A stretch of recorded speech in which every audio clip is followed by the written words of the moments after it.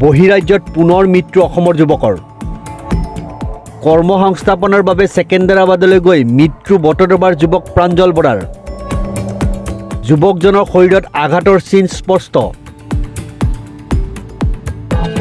পুনৰ বহিৰাজ্যত মৃত্যু অসমৰ যুৱকৰ বহিৰাজ্যত কৰ্মসংস্থাপনৰ বাবে গৈ মৃত্যু বটদ্ৰৱাৰ ৰায়ডঙীয়া ৰজাগাঁৱৰ যুৱক প্ৰাঞ্জল বৰাৰ জানিব পৰা অনুসৰি দুই বন্ধুৰ সৈতে ৩ মে'ত ৰায়ডঙীয়া ৰজাগাঁৱৰ পৰা ছেকেন্দ্ৰাবাদলৈ গৈছিল প্ৰাঞ্জল বৰা কামৰ সন্ধানত স্বপন বৰা আৰু ৰাজীৱ কুমাৰ নাথৰ সৈতে বহিৰাজ্যলৈ গৈছিল প্ৰাঞ্জল বৰা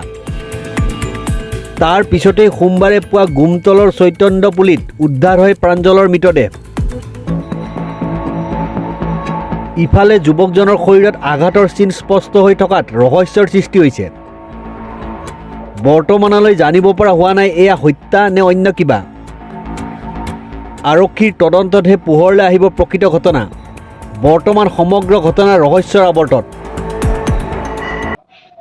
আমি কালি পাইছোঁ ৰাতিপুৱা